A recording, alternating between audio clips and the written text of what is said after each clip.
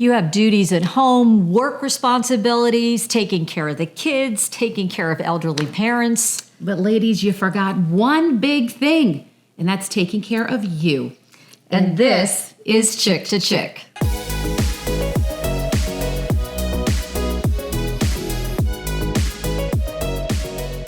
You know, women, we do a lot. We are the responsible party for most of the things going on in our house. We take on work, we take on friendships, we take on a lot. And I think the thing that we don't do is take care of ourselves. And it's probably not until later in life that we realize that that has got to be a priority. Yeah, it's a new year, 2024. And ladies, it's time to start taking care of you. I feel like at this age, we're kind of sandwiched. We're in this sandwich generation that we're trying to take care of the house.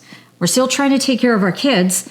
And many of us also have to take care of our elderly parents, which leaves so little time for ourselves. I mean, many times, don't you feel just exhausted, drained, and depleted? You feel drained and you feel guilty. Right. Yeah. So, new year, it's time for a new you and to take care of yourself. And we're going to get some help on how to do that with our guest today, Jennifer Ankobiak. She is the founder of Take Care Tips. Jennifer, thanks so much for coming on this podcast today. Tell us a little bit about yourself and how you started Take Care Tips. Thank you so much for having me, and Happy New Year. It's good to be here, and I'm so happy that you're focusing on self-care and helping people take care of themselves, especially while they're taking care of others. And I learned about this kind of in a crash course because I became a family caregiver to my in-laws, first for my mother-in-law, then for my father-in-law. And I was a mom to 5 little kids at the time, and working outside of the home, and the whole thing, like you said, it slips away kind of sneaky, right? It's sneaky how this happens, and all of a sudden you find yourself saying, "No, I only need 4 hours of sleep." Not true.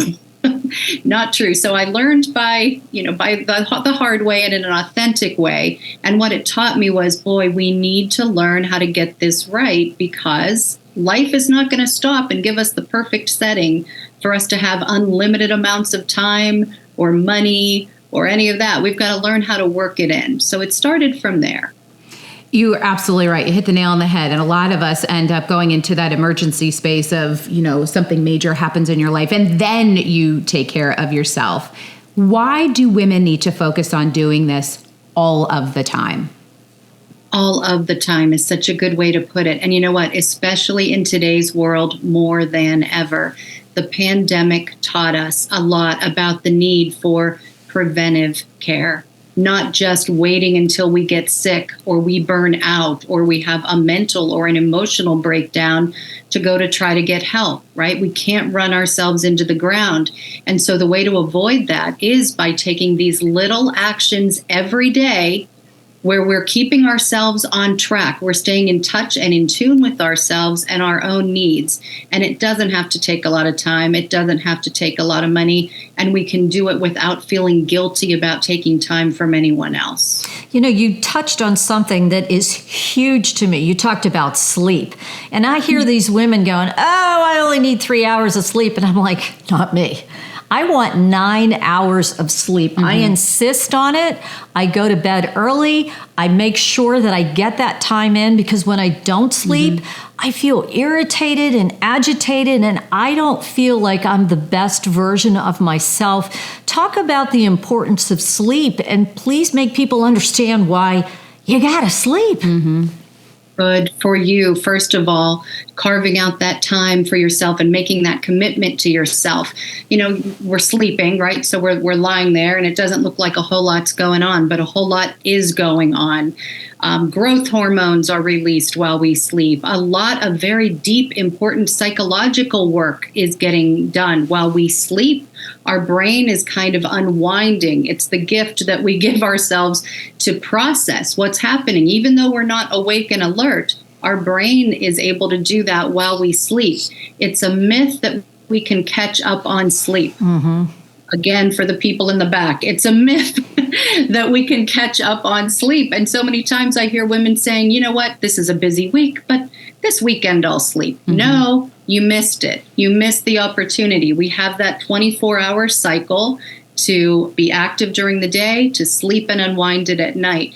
And one of the trends actually for this new year is with a better focus on sleep and the importance of sleep. People are getting more obese. They are succumbing to unhealthy lifestyles with drugs, with alcohol, with poor decision making, lack of focus, lack of productivity, because they're simply not allowing themselves to rest. I know it's easier said than done sometimes, because when we're finally quiet at night, that's when, especially with women, the way we're wired, the house is quiet, we should be sleeping, but that's when the brain gets active and we start to think about all of our to-do lists. We beat ourselves up. What didn't we get done today?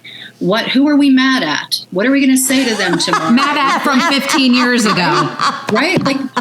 Sometimes don't you want to say to somebody, I know I'm mad at you and I don't even have time to address it right now, but trust me, when there's time, we're going to have this conversation, right?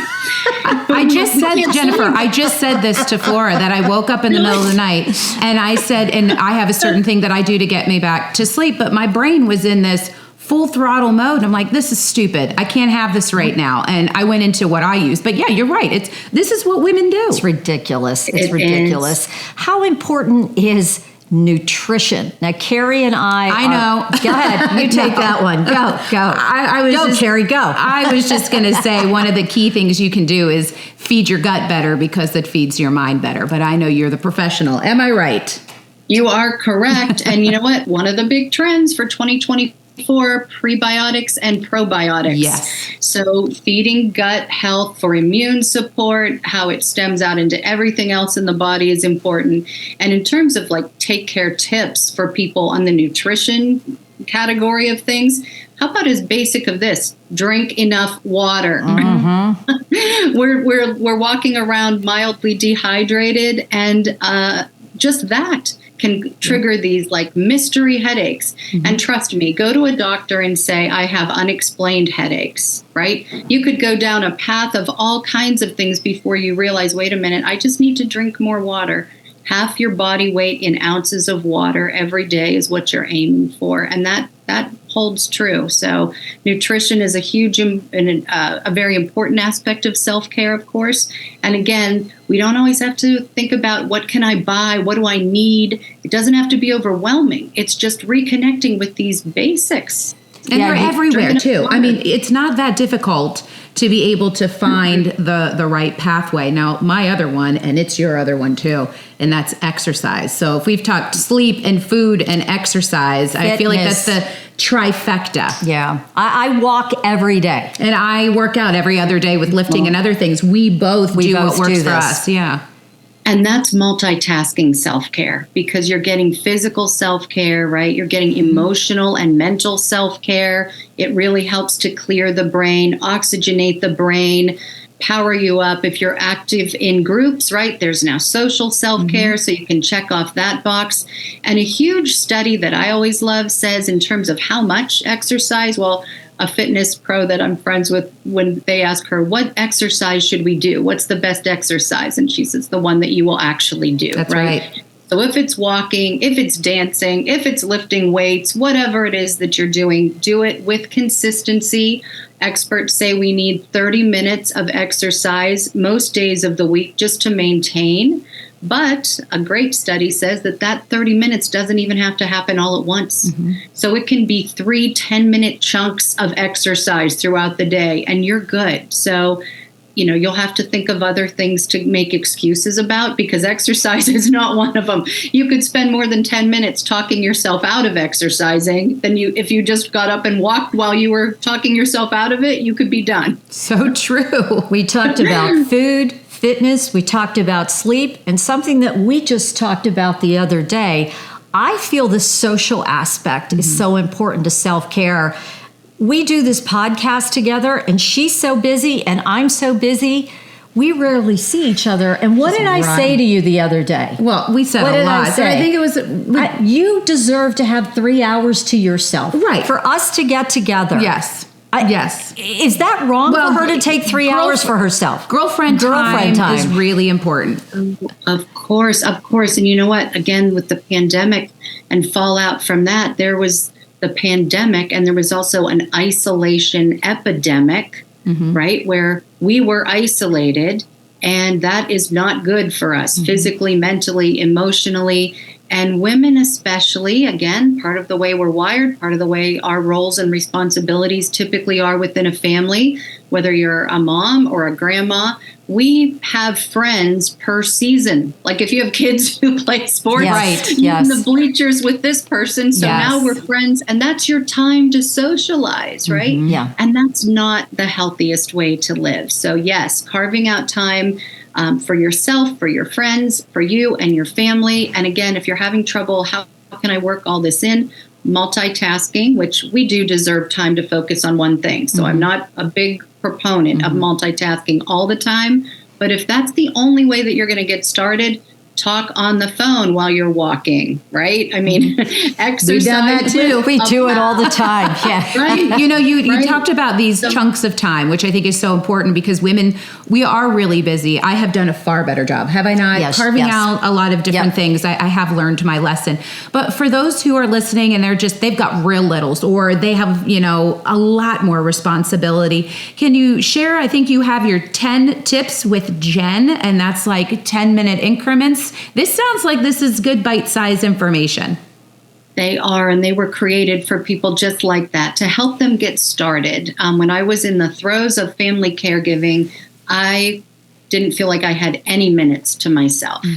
And you have, when you do that and do that and do that and you start to burn out, you realize, okay, I've got to find some time someplace. So again, these are easy things. And really the number one tip that I got, and I feel like I need a confetti cannon or some flashing lights because it's not that juicy sounding, but it's breathing. Yes. And it's deep breathing. And I mean, a health psychologist treats people with aggression disorders like this, with stress and anxiety disorders.